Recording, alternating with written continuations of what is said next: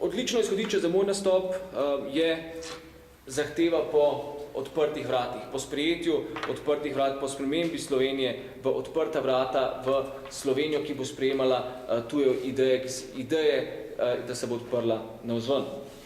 Poglejte, kot jaz vidim situacijo, ki nas obkroža in kot jo vidi generacija, ki ji pripadam, slovenski javni diskurs, slovenski javni prostor je izrazito avtartičen, samozadosten in nereflektiran. Vsi tisti, ki ustvarjajo našo družbeno realnost, to so seveda politiki, celotna javna sfera, intelektualci, mnenjski voditelji in medijska scena, vsi deležniki tega slovenskega javnega prostora so izrazito samozadostni in smo zaprti v svoj miniaturni slovenski kokon. Utapljamo se v svojih partikularnih, parcialnih, prepogosto tudi provincialnih, usiljenih, semi-ideoloških temah, ki največkrat mejijo na kulturni boj. Kot takšen, ta javni diskurs, za katerega nisem prepričan, da sploh sledi večini interesov v tej državi, sploh pa ne interesov generacij, ki prihajajo, ta javni diskurs ne zazna vse resnosti razmer, v katerih se trenutno nahaja koncept države kot tak, še bolj pa slovenska država kot taka, kot slovenska politična skupnost. Poglejte, Slovenija je del nekega zahodnega sveta. Del tega sveta, ki ga kot spiritus agens poganja za zahodna Evropa, ampak ta svet se je znašel v veliki krizi in je zašel v nevarno situacijo. Finančna kriza, ki je izbruhnila prvotno, se je spremenila v ekonomsko. Ekonomska kriza je pa zdaj že plusknila v realni sektor, med realne ljudi, med nas vse in se bo kmalu, pri mnogih se že, čuti tudi v denarnicah. Če se bo takšna kriza poglabljala in če bo mnogo več ljudi to krizo čutilo na svojih denarnicah in na okolju, ki jih obkroža, bodo ljudje začeli živeti v pomanjkanju osnovnih dobrin. To bo privedlo do nezadovoljstva, ki lahko za seboj potegne tudi nasilje. Nasilje pa lahko za seboj potegne neslutene posledice. In te takšne situacije so nam iz zgodovine dobro poznane. Kaj hočem reči? Hočem reči, da se v Sloveniji vse te razsežnosti krize ne znamo ali pa nočemo zavedati. Ko se obstoječi svetovni red lomi, ko celo usode največjih držav niso več odvisne od njih same, ampak od transnacionalnih akterjev, od regulatornih agencij in drugih zasebnih svetovnih trgov, kaj se dogaja pri nas z javnim diskurzom? Pri nas javni prostor v tem času okupirajo vprašanja, primeroma, ker pač se to dogaja zdaj, ko govorimo, vprašanja obstoja ali neobstoja samostojnega kulturnega ministrstva, pogosto pa še druge, da ne rečem, anahronistične in eksotične teme, če bi jih pogledali zunanje perspektive. Z perspektive nekega svetovljanskega opazovalca, ki pogleda na Slovenijo. In to je nevarno. Prav zato se tudi sam pridružujem, torej apelu svojih kolegov, da v tem trenutku, ko se zdi, da je kriza v Sloveniji in Evropski uniji še rešljiva, da se vendarle vsi oblikovalci javnega prostora ustavimo za trenutek in se zavemo resnosti situacije ter si nalijemo, kot pravi gospod Cukjati, čistega vina. Tisto, kar nam pripovedujejo evropski voditelji, svetovni mnenjski voditelji, če odpremo svetovne časopise, pa si lahko mislimo o njih karkoli, sem prepričan, da niso floskole.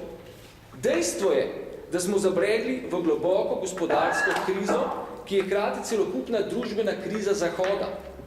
Zahod, tako kot je danes, kot smo ga poznali do danes, je namreč v zatonu. Status quo ni več vzdržen in bodo potrebne korenite spremembe. Največja težava pri teh spremembah seveda je, da se bodo njihovi morebitni pozitivni učinki poznali šele čez več let, mogoče čez desetletje, in da bomo do njih prišli na podlagi dolgega okrevanja. Kaj to pomeni? To pomeni, da se bodo morale današnje generacije, vključno z mojo, odreči marsičemu za boljšo prihodnost bodočih generacij. To pa seveda samo po sebi iz človeškega in sociološkega vidika ni lahko in je zahtevno že v urejenih državah. Še bolj pa, sem prepričan, v naši državi, zlasti iz te samozadostnosti in ker se ne želimo odpreti navzven, ne želimo videti sveta, kakršen je, in ne želimo stopiti skupaj, da bi te probleme razrešili. Kot rečeno, naj končam z nekim svojim optimističnim tonom. Kljub temu, vsem povedanem, imamo danes še v rokah škarje in platno. Če se bomo zavedli resnosti trenutka in v javnem prostoru začeli odpirati prava vprašanja, v dobri veri, delujoč v smeri skupnega dobra, lahko računamo na uspeh. V nasprotnem primeru lahko računamo ne le na ekonomski potop, temveč tudi na zaton republike. Kaj je republika? Republika namreč temelji na tem, da večina ljudi v njej prispeva v dobri veri k skupnemu dobru. Če tega ni, če ni zmožnosti dialoga, če je dialog sovražen, če se ne znamo niti pogovarjati, če smo razklani a priori na ne vem kakšne pole, potem smo navznoter šibki. In smo navznoter šibki najbolj tedaj, kot vidimo, ko je navzven potrebna največja moč. Naj torej potem takem sklenem ta svoj nastop in predstavim, kot sem dejal, trojni apel Zbora za republiko, zaradi katerega smo danes tudi sklicali to novinarsko konferenco. Prva dva elementa apela, poziva, sta naslovljena na bodočo vlado.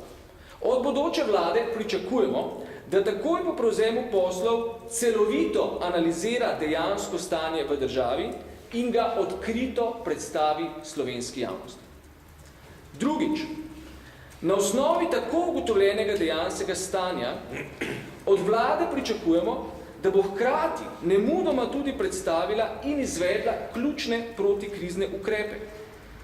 To mora storiti v sodelovanju s socialno-ekonomskimi partnerji, a upoštevaje objektivne ekonomske razmere pri nas in v svetu.